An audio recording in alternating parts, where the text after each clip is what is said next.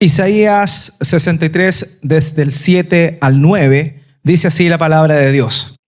De las misericordias de Jehová haré memoria, de las alabanzas de Jehová, conforme a todo lo que Jehová nos ha dado, y de la grandeza de sus beneficios hacia la casa de Israel, que les ha hecho según sus misericordias y según la multitud de sus piedades. Porque dijo: ciertamente mi pueblo son hijos que no mienten, y fue su Salvador. En toda angustia de ellos, él fue angustiado, y el ángel de su faz los salvó. En su amor y en su clemencia los redimió, y los trajo, y los levantó todos los días de la antigüedad. Hermanos, les invito a que me acompañen a orar al Señor. Padre, mi buen Dios, bendito Salvador, gracias te damos esta tarde nuevamente porque nos das el privilegio de estar juntos y también nos permites abrir tu palabra, particularmente durante estos meses de verano, para aprender, meditar, reflexionar sobre tu amor. Mi Dios, queremos conocer más y más de tu amor. Somos el objeto de tu amor. Tú decidiste amarnos. Y aunque de pronto no podamos asumir cada uno de los detalles de este inmenso e infinito amor, sabemos que por medio de tu palabra tú nos permites conocer lo que necesitamos para esta vida. Padre, te pedimos que tu palabra quede abierta a nuestro entendimiento, que quede abierta a nuestro corazón, que ahora en este tiempo podamos tener un oído atento y un corazón dispuesto y disponible para ser confrontados con tu amor. Mi Dios, realmente necesitamos de ti, realmente requerimos de ti. Y cuánto más en un momento tan importante como este, cuando nos dirigimos a tu palabra y lo queremos hacer con temor, lo queremos hacer con reverencia, porque reconocemos que eres tú quien nos está hablando. Mi Dios, ayúdanos. Y que tu Espíritu Santo nos dé claridad, que tu Espíritu Santo nos dé la iluminación que necesitamos esta tarde para poder comprender tu palabra de verdad. Padre, te pido como pastor que tú me ayudes a poder compartir tu palabra fielmente, que todo lo que salga de mis labios sea efectivamente lo que tu palabra dice. Padre, pon temor en mí para omitir todas aquellas cosas que no están en tu palabra. Y te pido, Señor, que tu Espíritu Santo haga lo que yo no puedo hacer, que es dar y conmover el corazón de cada uno de los que están presentes esta tarde. Padre, te lo pedimos en el nombre de Jesús. Padre, yo creo en tu Espíritu Santo y en la obra que Él hace en cada una de nosotros, revelándonos a Cristo, llevándonos a Cristo y dándole la gloria que solo Él se merece. Padre, gracias te damos, en el nombre de Jesús oramos. Amén. Y amén. Amén. Los ojos son unos órganos muy importantes para nosotros, ¿cierto? Los ojos son los que nos permiten poder comprender, poder asimilar en el lugar donde estamos. No sé si le ha pasado de pronto que está en un lugar bien luminoso y de pronto se corta la luz. Y los que tenemos la bendición de ver, porque entendemos también que hay muchas personas que no tienen esa bendición, nos pasa que quedamos completamente a oscuras, no sabemos dónde estamos. De pronto se nos corta la luz y nos vamos tropezando con las cosas.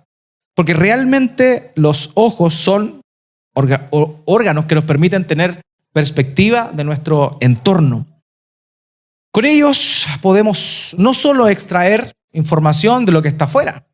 La Escritura también nos dice que los ojos tienen un rol importante en cuanto a ser un motivo o un motor incluso para la tentación. No olvidemos en el jardín del Edén, cuando Eva vio el fruto que la serpiente le estaba presentando, y dice la Escritura que ella vio un fruto codiciable para adquirir sabiduría. Ella vio el fruto y por su aspecto le entró, digamos, la curiosidad de qué sucedía si realmente comía de aquel fruto. O sea, los ojos tienen un rol importante. Los ojos no solamente nos sirven para mirar nuestro entorno, sino también para recibir información. Pero también hay otra cosa que hacen los ojos, y es poder transmitir. Y eso es lo interesante, porque es como una puerta de donde entra y sale.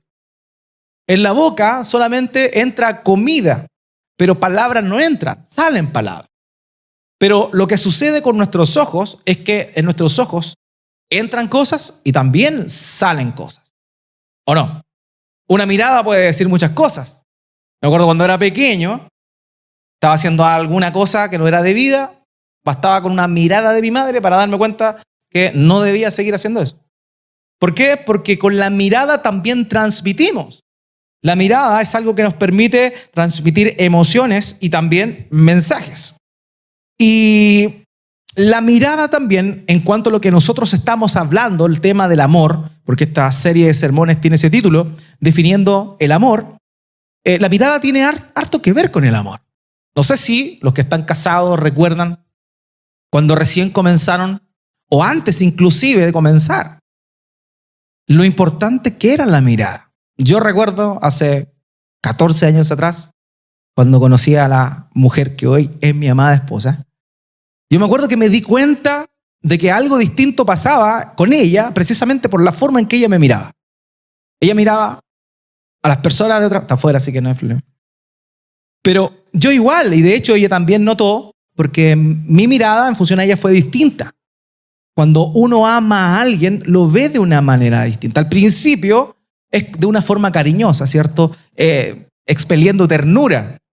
Pero con el paso de los años, esa mirada que sigue siendo amorosa va cambiando y va madurando y va permitiendo de pronto que ser más comprensivos los unos con los otros, particularmente en el contexto del matrimonio, ¿cierto? O sea, al principio nuestra mirada con nuestra amada o nuestro amado lo que hacía era exteriorizar lo que sentíamos, pero también de la forma en la que vemos a la otra persona es lo que va, en medida de los que los años van pasando, generando una visión mucho más amplia y también una perspectiva. O sea, miramos, transmitimos, pero también con nuestra mirada, particularmente en el ámbito del matrimonio, podemos ir madurando e ir creciendo en esa manera en la cual vemos a la persona que amamos. Bueno, este pasaje nos habla del amor de Dios, pero también, querido, nos habla de cómo es que Él nos ve. Cómo es que Dios nos ve a nosotros. Cómo es que Dios ve a su pueblo. Y el título del sermón de esta tarde es justamente La mirada de un Dios de amor. Y en este vamos a recordar su amor por nosotros y cómo nos ve el Dios amante. Su amor y esa mirada de amor se tradujo particularmente en tres cosas que vamos a estar reflexionando esta tarde. En primer lugar, su amor nos hizo justos. En segundo lugar, su amor se identificó con nosotros. Y en tercer lugar, su amor obró a nuestro favor. Esas son tres cosas que el amor de Dios hicieron en nuestras vidas y que el día de hoy nosotros podemos disfrutar de todas estas cosas, que muchas veces paseamos por alto y obviamos. Amados, cuando vemos este pasaje, podemos ir, ¿cierto?, a la primera parte, en el versículo 7. Yo voy a leer la versión Nueva Biblia de las Américas por si acaso, por si nota alguna diferencia. Dice: en la misericordia del Señor recordaré. Cuando partimos con este pasaje, nos podemos dar cuenta de algo que es importante. Y hablando desde la misma perspectiva de lo que estábamos señalando del matrimonio, es que una de las cosas que normalmente se hacen con los matrimonios que se encuentran en una crisis, donde el esposo o la esposa están en un conflicto grande, en donde todo se ve gris, donde todo es malo, donde no hay nada bueno, una de las cosas que normalmente se hacen, o un ejercicio que se hace, es poder invitar a los esposos de manera separada a mirar el pasado. A mirar el pasado. Porque el día de hoy seguramente se está en tensión. El día de hoy se ve todo gris, hay una nube que cubre la relación. Y muchas veces en esa situación, en esa vorágine de la instancia, es que muchos toman la mala decisión de separarse o divorciarse. Pero nunca está de más el ejercicio de poder recordar el pasado, de poder echar mano de lo que fue, de lo que sucedió antes. Esa persona que el día de hoy dices que no te ama, o esa persona que tú piensas que no te ama y que tú ya no amas, supuestamente, es la misma por la cual años atrás hacían muchas cosas. Y también tú veías cómo esa persona hacía algo por ti, cómo se entregaba por ti, cómo te servía, cómo te ayudaba, cómo demostraba su amor con una cosa o con otra. Entonces, el poder recordar lo que sucedió antes, en el pasado, es algo súper importante para el ser humano, porque nosotros estamos inmersos en una línea de tiempo. Nosotros vivimos en el cronos, el tiempo cronológico va pasando, y como va pasando, vamos perdiendo de perspectiva lo que sucedió en la antigüedad. Somos muy del día a día. Y una de las cosas que normalmente la Biblia nos invita a hacer es mirar el pasado. Es mirar el pasado, es ver atrás. Y uno de los problemas más grandes por los cuales los cristianos el día de hoy tienen una relación fría, una relación sin pasión con Dios, tiene que ver con que han olvidado lo que Dios hizo con ellos en algún momento. ¿Por qué? Porque no echamos mano de aquellas grandes misericordias que Dios ha presentado, que Dios ha manifestado en nuestras vidas. Nos olvidamos de las cosas que Dios ha hecho por nosotros. Y un ejercicio maravilloso es el que comienza señalando Isaías en el versículo 7. Las misericordias del Señor recordaré. Hermanos, muchas veces pasa eso.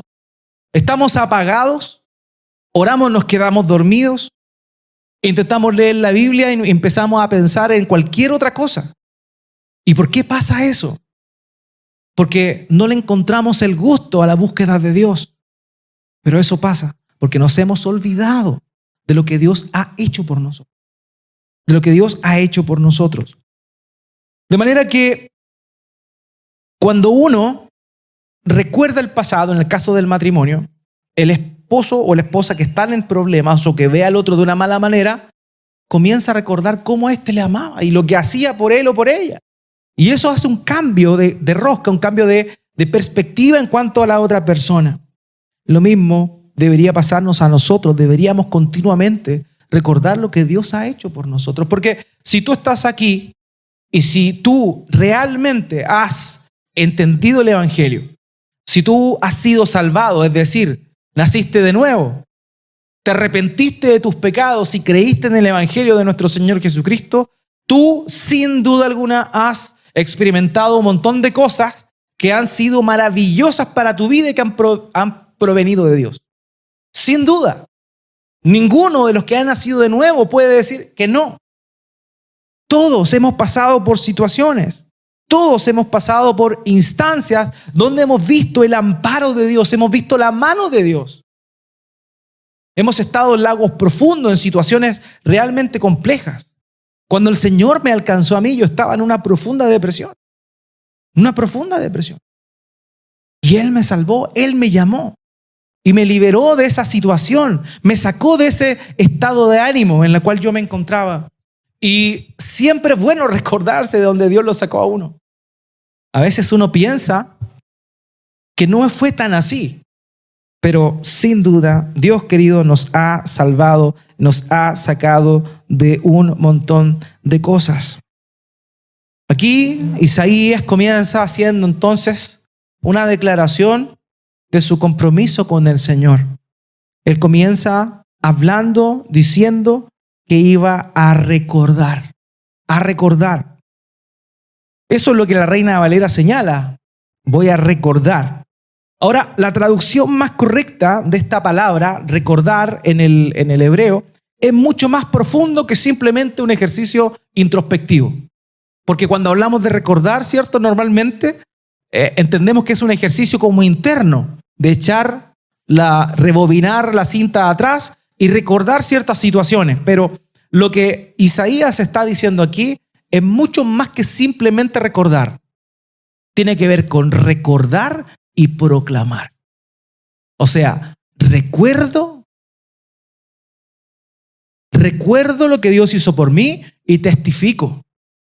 Eso es Eso es el llamado de lo que justamente Isaías está diciendo acá. Es un ejercicio interno y reflexivo, pero también hace una alusión a algo que exterioriza aquellas cosas que Dios, de lo que ha pasado en tu vida anteriormente con Dios.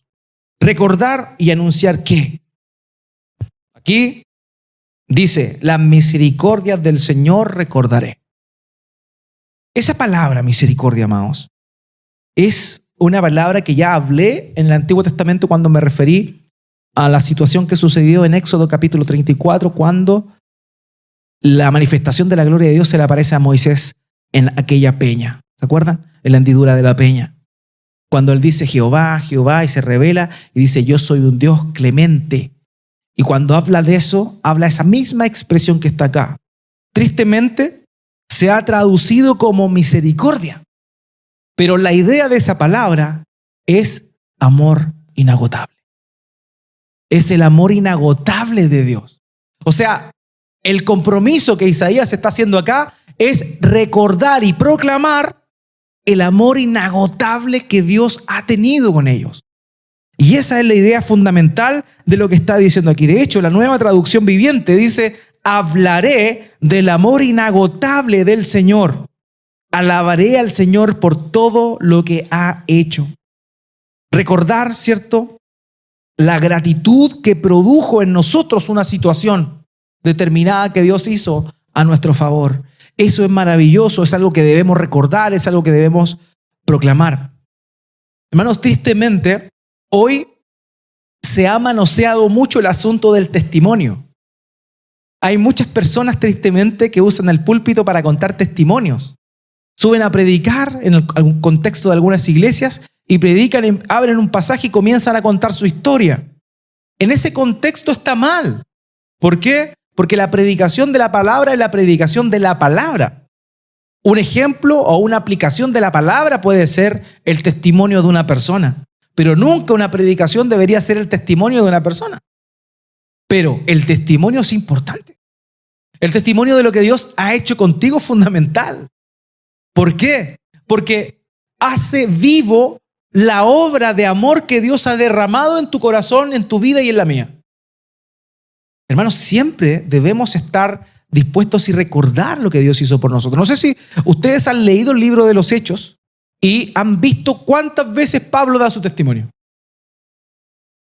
Por lo menos 3 veces. Por lo menos 3 veces el apóstol Pablo da su testimonio en el libro de los Hechos. ¿Por qué? Porque se presentaba ante una autoridad y le preguntaba qué es lo que predicas y él empezaba a contar su testimonio. Él predicaba el evangelio, evidentemente, pero él compartía lo que Dios había hecho con él, porque él había perseguido a la iglesia, porque él, como un abortivo, dice, al final de todos lo llamó. Él no merecía que Dios lo llamara, pero él lo llamó y él eso lo guardó en su corazón, lo atesoró en su corazón y ¿qué hizo? Lo proclamó la vez que tuvo la oportunidad. ¿Se acuerdan del endemoniado de la zona de Gerasa? O el Gadareno le llaman también. ¿Se acuerdan de él? ¿Qué fue lo que pasó? El Señor Jesucristo le trajo libertad y después de eso, él quería seguirle. ¿Y qué le dijo el Señor? Dijo, no. Ve a tu casa y dile lo que el Señor ha hecho contigo. Y dice el texto que él fue a su casa y su casa era la ciudad o la región de Decápolis, que eran 10 ciudades. ¿Saben una cosa? Cuando el Señor Jesucristo llegó a Decápolis, la gente salió a recibirlo. Porque este, que era endemoniado, había contado lo que Dios había hecho. Entonces se da cuenta lo importante que es el testimonio, el recordarlo y también el poder anunciarlo, no cada vez, porque me acuerdo que habían hermanos antiguos que uno se sabía de memoria su testimonio. No, en el contexto adecuado, la oportunidad que sea necesaria.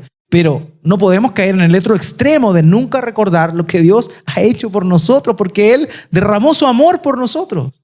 Él derramó su amor, derramó su compasión por cada uno de nosotros. Así que debemos recordar lo que Él ha hecho. Debemos anunciar el bien que Él hizo con nosotros. Todas las victorias que Él te ha dado en el pasado son buenas cosas que tú tienes que recordar y que tienes que anunciar. No solo eso. También el texto señala, dice, vuelvo atrás, las misericordias del Señor recordaré, las alabanzas del Señor. O sea, no solo debemos recordar lo que el Señor hizo con nosotros, sino inclusive recordar la alabanza que produjo en nosotros el haber recibido esa bendición de amor, esa acción de parte del amor de Dios. O sea, recordar cómo nosotros le alabamos a Él en ese momento. Cómo le alabamos a Él en aquel momento. Queridos, es súper relevante entender esto. Necesitamos recordar lo que Él ha hecho, porque de esa manera vamos a estar siempre pendientes y vamos a estar también compenetrados en el amor que Dios nos ha derramado. Porque si no, nuestra memoria va a fallar. Grandes son sus beneficios con nosotros. Grandes, cierto, son las muestras de su bondad. Él nos ha permitido que vivamos tantas cosas y un poco más adelante Isaías va a desglosar, cierto, cómo es que Dios demostró su amor por ellos, por el pueblo, pero antes él apunta al motivo por el cual Dios hizo eso, derrochar su amor inagotable por ellos. Y aquí nosotros vemos en el texto, acompáñame nuevamente el versículo 37, dice: por su gran bondad hacia la casa de Israel, que les ha otorgado conforme a su compasión y conforme a la multitud de su misericordia. Fíjese, aquí Isaías está haciendo un llamado a que el pueblo recordara el amor que Dios había tenido con ellos, cómo ellos habían sentido, cómo ellos habían sido librados, cómo ellos habían alabado a Dios producto de aquello, y también le da la razón por la cual Dios les salvó, por la cual Dios le dio su amor. Y estas son dos cosas sumamente sencillas, muy profundas y que realmente merecen nuestra atención. En primer lugar, dice que eso lo hizo según su misericordia. Según su misericordia. Esto se refiere a la profunda compasión por el sufrimiento de otros. A veces nosotros pensamos que Dios nos ama porque nosotros hacemos algo bueno. Yo me acuerdo que cuando comencé en la fe, una de las cosas que era una carga, un peso para mí, era pensar, equivocadamente por cierto, que el hecho de buscar al Señor traía una gracia mayor de Dios para conmigo. Era como que Dios me amaba más porque yo le buscaba. Y de pronto, en mi madurez espiritual, empecé a ver justamente eso, como que si yo buscaba a Dios me amaba más. Pero no es así. No es lo que tú haces para que Dios te ame. Dios te ama con compasión. Dios te ama por compasión. Porque tu vida y mi vida son vidas miserables, queridos. En lo que respecta a la justicia de Dios, son miserables. Y si Él derrama de su amor, es justamente porque Él tiene compasión de nosotros. Compasión. Lástima. ¿Saben una cosa? Nosotros pusimos algo en nuestra salvación. Y eso fue nuestra pecaminosidad. Si tuvimos parte en el proceso de salvación, es que somos pecadores. Es lo único. La materia prima para que un Dios salve a un pueblo perdido, justamente es que este pueblo sea un pueblo pecador. Y si Dios te salvó a ti y me salvó a mí, es porque somos pecadores por naturaleza. No es porque seamos gente buena. No es porque andemos haciendo el bien, aunque lo hacemos. Sí, lo hacemos. Inclusive antes de conocer a Cristo, hacíamos cosas buenas. Y eso nada más demostraba que fuimos creados a imagen de Dios y que algo de la imagen de Dios quedaba en nosotros. Pero honestamente ninguna de esas cosas nos hace merecedores del amor de Dios. Porque Dios ama porque tiene compasión. No porque te deba algo, porque me deba algo. Dios no le debe nada al ser humano. Nada, queridos. Nada. Y eso es algo que tenemos que recordar siempre. Y en segundo lugar, dice el texto aquí, primero, según sus misericordias, y en segundo, según la multitud de sus piedades. La idea de eso es que Él nos da de su amor por la abundancia de su amor. Esa es la idea. Conforme a que su amor es mucho, tanto, tanto, tanto, que Él desea darnos de su amor. Y eso es. Muchas veces se ensalza mucho la figura del ser humano. Y es cierto, el Hijo de Dios tuvo compasión de nosotros. Dios tuvo compasión de nosotros, pero tuvo compasión precisamente porque nuestra condición era paupérrima. Nuestra condición era de muerte espiritual. Y por eso es que Él tiene compasión, y según la multitud de su amor, la abundancia de su amor, es que Él nos ama. Esas son las únicas dos razones que nacen de Él, no nacen de nosotros. No es que, como dice el apóstol Juan, nosotros hayamos amado a Dios primero, sino que Él nos amó. Él nos amó primero a nosotros. Y porque quiso, simplemente, a veces nosotros nos preguntamos, ¿y por qué Dios me quiso? ¿Qué habrá visto en mí? Yo te tengo la respuesta. Nada. Nada. En mí, nada. Dios le dice a Israel en el libro de Isaías, sus obras de justicia, lo que ustedes consideran que es justo o que hacen bien, son trapos de inmundicias. ¿Qué significa eso? Son cosas inmundas para mí. Porque cuando estamos en pecado, cuando vivimos en pecado, que es lo que todos los seres humanos vivimos, no hay nada, por bueno que sea, que no esté manchado con el pecado. Podemos tener buenas intenciones, pero el solo hecho de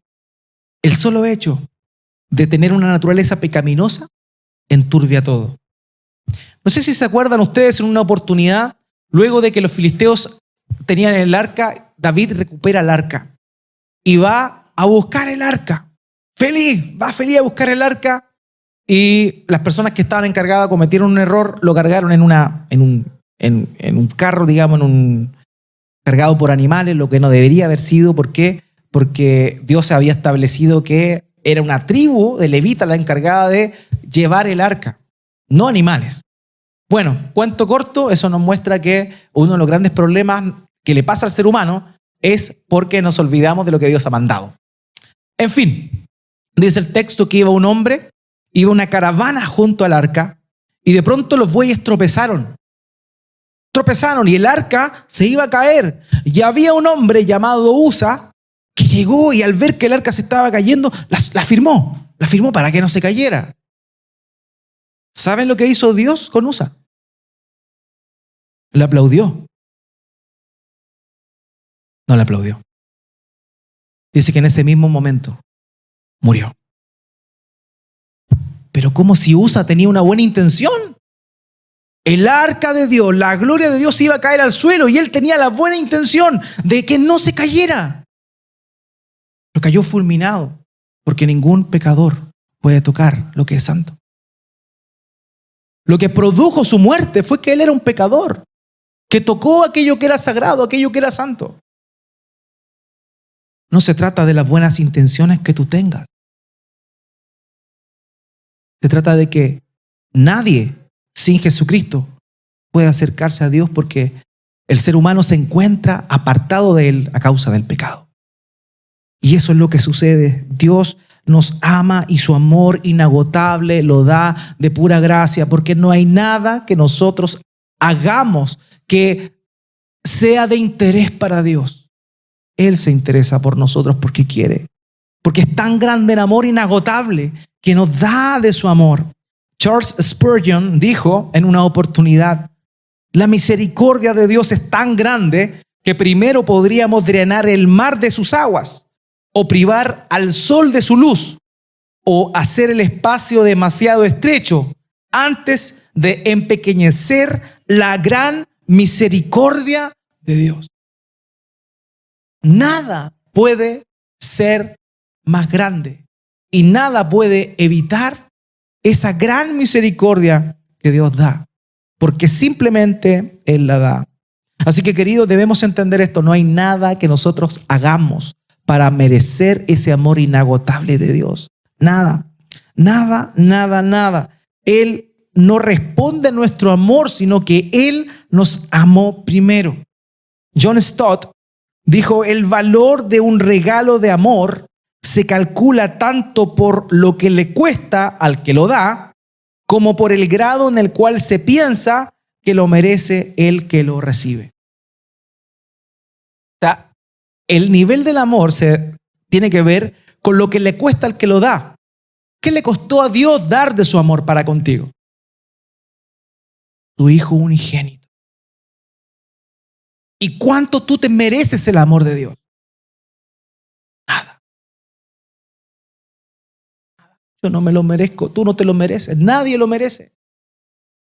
Así que el inigualable amor de Dios por nosotros y que tuvo por su pueblo en ese momento solamente provenía del amor inagotable de Dios y de nada más. Fíjese en Deuteronomio capítulo 7, versículo 7. El Señor, dice el texto, no puso su amor en ustedes ni los escogió por ser ustedes más numerosos que otro pueblo. Eso es lo que está diciendo Dios. No, pues eran el más pequeño de todos los pueblos. Dios no escogió a Israel por ser una nación poderosa. De hecho, no sé si se acuerdan, pero Dios llamó, Israel proviene de Abraham, un hombre que ni siquiera tenía descendencia, un hombre que tenía cerca de 100 años y el que se iba a quedar con todo era su siervo, porque no tenía descendencia. Dios decidió amar a Abraham y a su descendencia, porque Él quiso, sin nada más, sin nada más. Así que, querido, si tú escuchas esto, quiero invitarte a recordar lo que Dios ha hecho por ti y lo que Dios ha hecho por ti en el pasado. En esas circunstancias, en esas situaciones, cómo Él te salvó, cómo Él te cuidó, cómo Él te sanó. Quizá probablemente lo has olvidado y eso ha hecho que tu amor por Dios se enfríe. Hermanos, es un llamado a recordar que Él nos ha amado y Él nos ha amado simplemente porque ha querido. Y así nomás, porque ha querido. Así que, queridos, es tiempo de volvernos a Él, de humillarnos delante de Él y de recordar, para que nos apasionemos, para que despertemos nuestro corazón en la búsqueda del Señor. Es necesario, es menester que lo hagamos.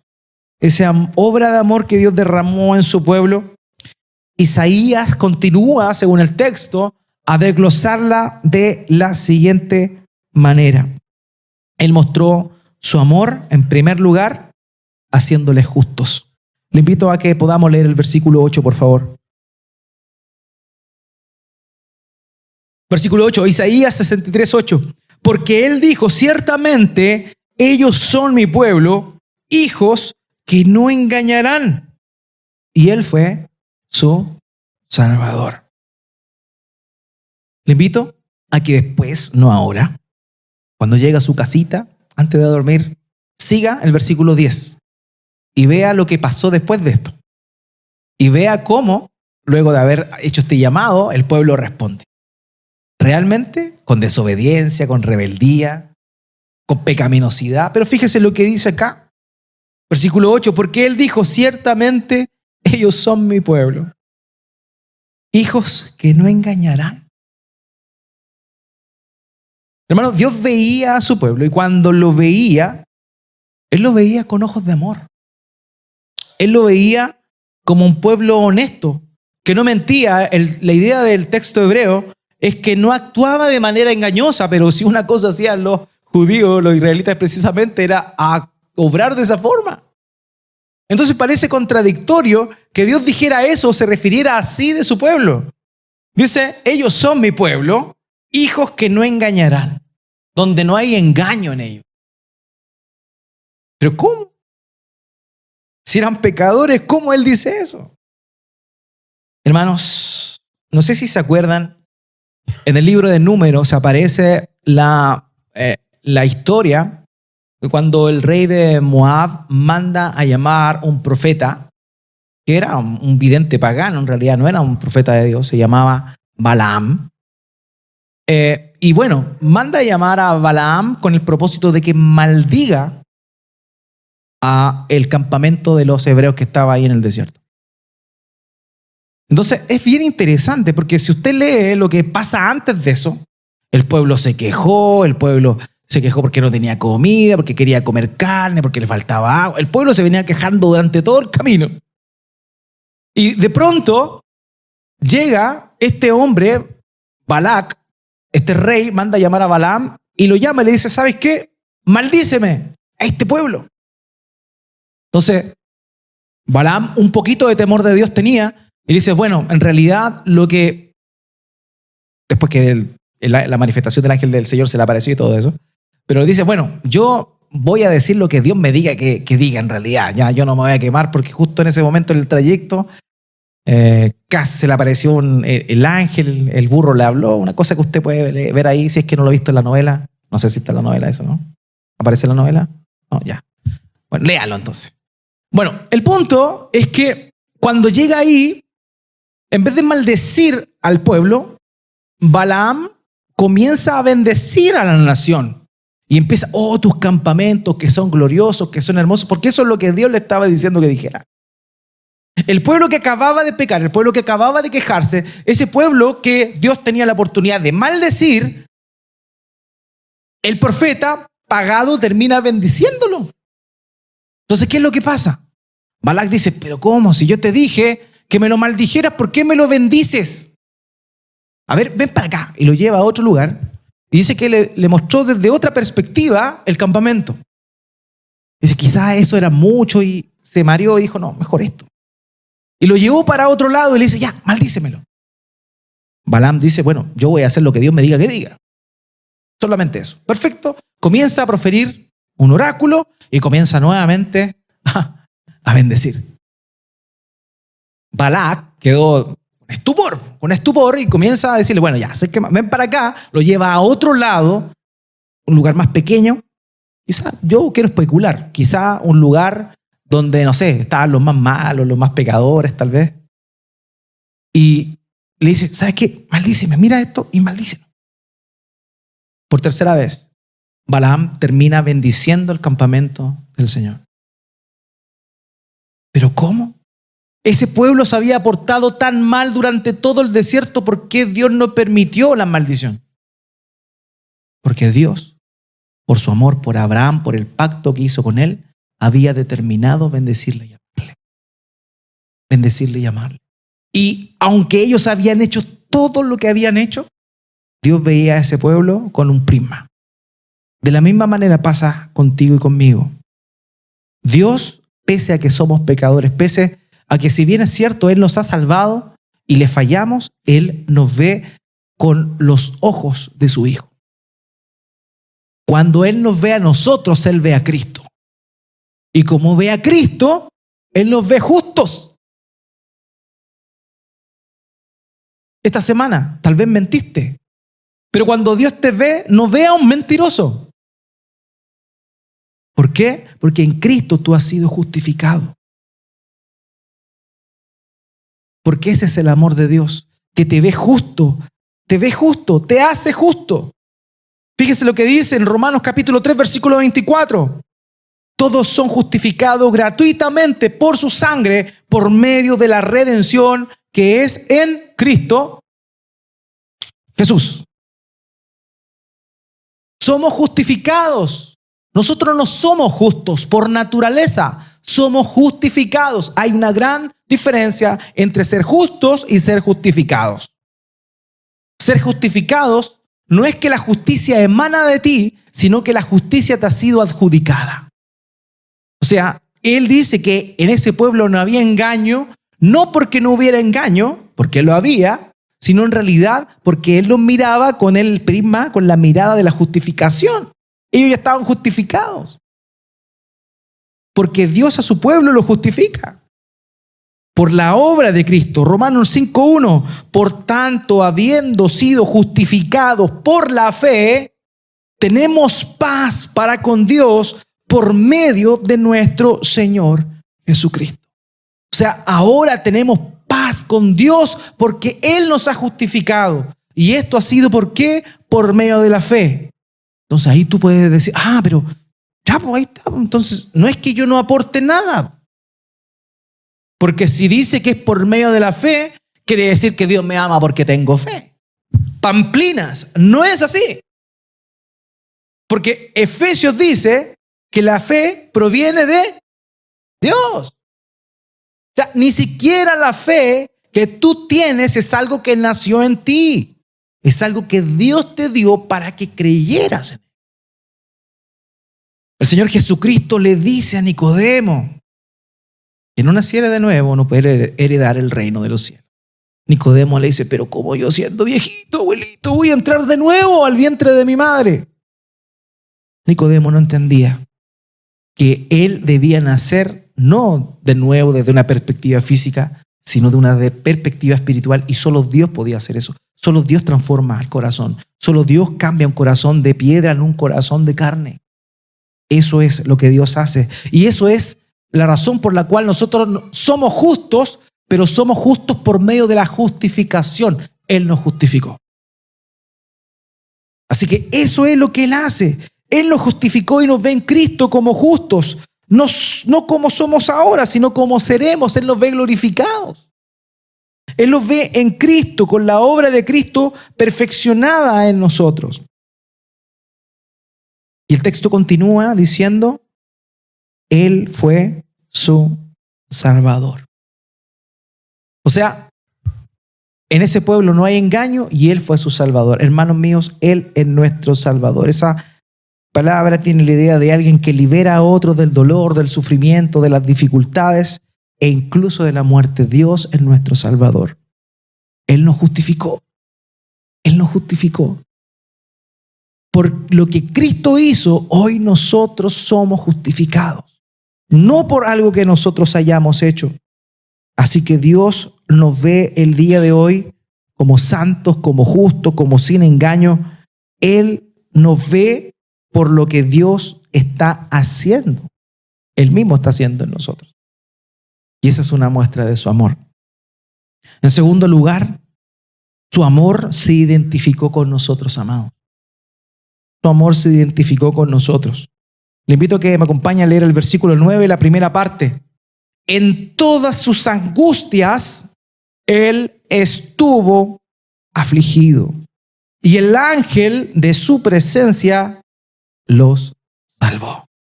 En todas sus angustias, Él estuvo afligido y el ángel de su presencia los salvó. Amados míos, ese es el amor de Dios por nosotros, se identifica por nosotros. Si nosotros sí fuimos afligidos, Él también fue afligido. El unigénito Hijo de Dios, quien estaba en la gloria con el Padre antes de la fundación del mundo, se despoja de su gloria, se humilla, toma forma de hombre, semejante a nosotros. Y estando en esa condición, se humilló. Se humilló. Él se identificó con nosotros. Él vino a este mundo. ¿Tú has sentido hambre? Él tuvo hambre. ¿Tú no has podido dormir? Él no pudo dormir. ¿Tú has llorado? Jesús también lloró. Él se identificó con nosotros. Él vino acá a involucrarse, a identificarse. No es lo que hizo Dios por su amor en Jesucristo por nosotros. Es algo tremendo, hermano. Es algo tremendo. No es como, por ejemplo, cuando sucede una vez al año o cada 2 años en el último tiempo, cuando viene la Teletón, ¿cierto? Viene la Teletón y todas las personas tienen este deseo de dar, ¿cierto? De poder aportar. Pero lo que hizo el Señor es algo mucho más grande que dar en la Teletón. Porque uno aporta dinero en la Teletón y sin duda es algo importante. Pero Él vino a identificarse con aquellos que están en necesidad, a identificarse con aquellos que están en sufrimiento. Eso es lo que vino a hacer el Señor. Es como que Él haya venido en una silla de ruedas. Eso es lo que hizo Él. Eso fue su amor, se identificó con nosotros en la misma condición en la cual nosotros estábamos. La Nueva Traducción Viviente dice, cuando ellos sufrían, Él también sufrió y Él personalmente los rescató. El amor de Dios, querido, se ve en que Dios mismo lo rescató. Él mismo vino a solucionar el problema que nosotros teníamos. Por eso Él es alguien que se compadece de nosotros porque vivió lo que nosotros vivimos, pero sin pecado. Por eso yo te he dicho, todo lo que tú has sentido, Él lo sintió. ¿Tan traicionado? Imagínate cómo traicionaron al Señor. ¿Has hecho cosas buenas y te han pagado mal? Imagínate. Pedro negándolo 3 veces. Muchos dicen que fue porque le sanó la suegra. Yo no creo. Vemos la misericordia, hermanos, de Dios y del Señor Jesucristo, de luego de haber recibido tanto desprecio, tanta humillación, tanta vejación, se sintió Él y se identificó con aquellos que lo estaban maltratando. El himno que cantábamos recién dice algo así como: qué tristeza, qué angustia me da saber que yo junto con los que estaban ahí burlándose de Cristo, yo también me hubiese estado burlando.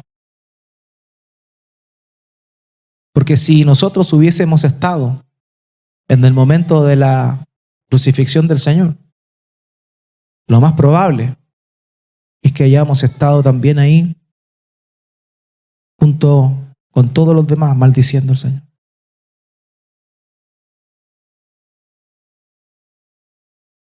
Eso es verdad.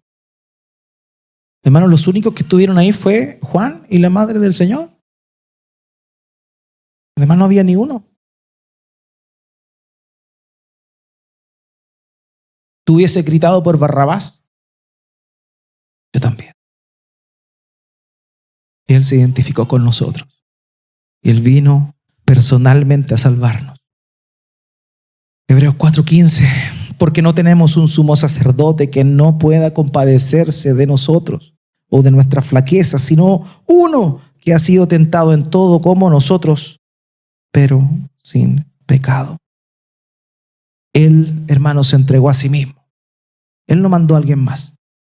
Él no mandó un ángel, pero Él se hizo hombre, habitó entre nosotros y vimos su gloria como la unigénito del Padre, lleno de gracia y de verdad.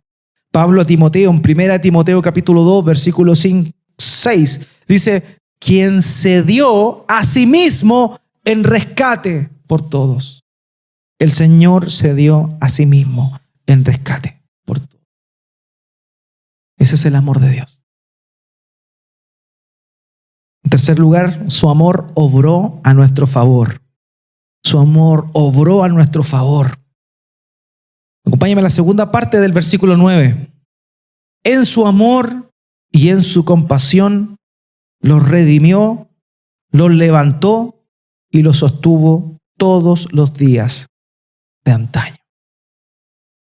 Dios amó a su pueblo y tuvo compasión de él. De la misma manera, Dios nos ama a nosotros y tiene compasión de nosotros. Dios nos ama profundamente, amados, y tiene clemencia. Repite la misma idea que había dicho en el versículo 7. Amor y compasión, misericordia y compasión, misericordia y clemencia.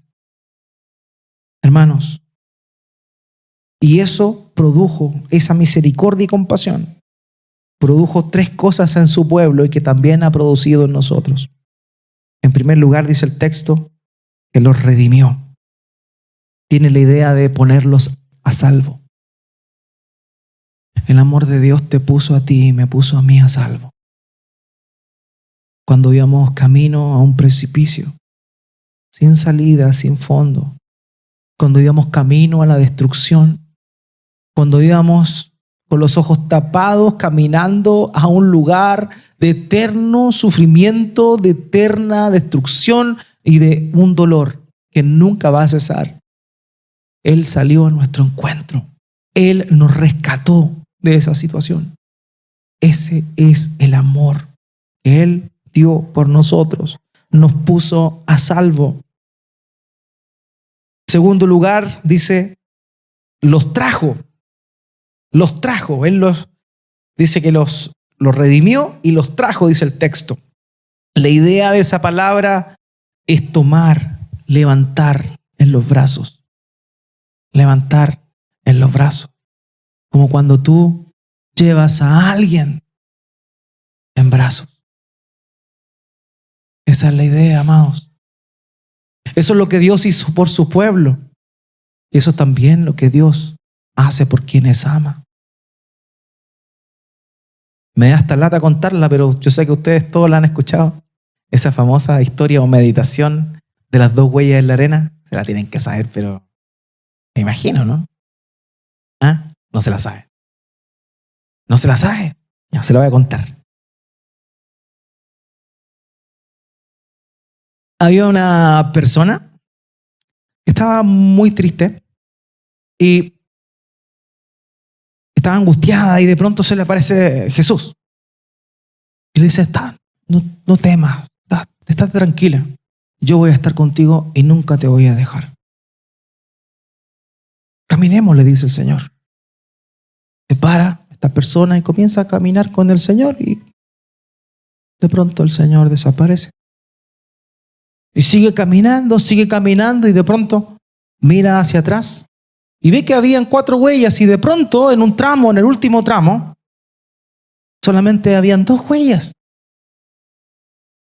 Entonces esta persona empieza a enojarse, a entristecerse y a decir, Señor, ¿que no dijiste que ibas a ir conmigo? ¿Por qué entonces hay 2 huellas en la arena?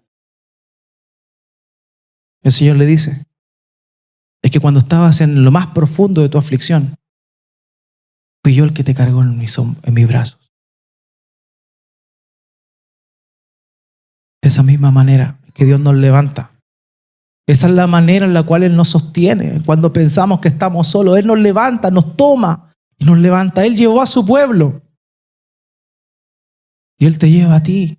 También en los momentos de aflicción, en los momentos de prueba, Él está contigo, derrochando su amor.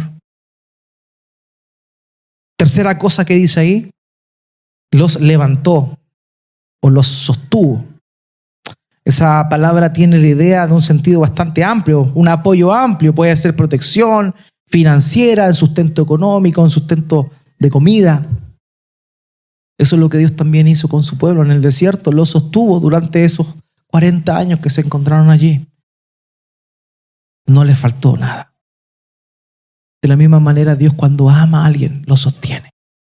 Y eso ha hecho Dios con nosotros. Amados, podemos ver el amor de Dios, podemos ver el profundo amor que Dios nos ha dado. Podemos ver la magnitud de ese amor, como lo vimos la semana anterior, las dimensiones de su amor en nuestra vida. Ese es el amor de Dios. Ese es el amor de Dios.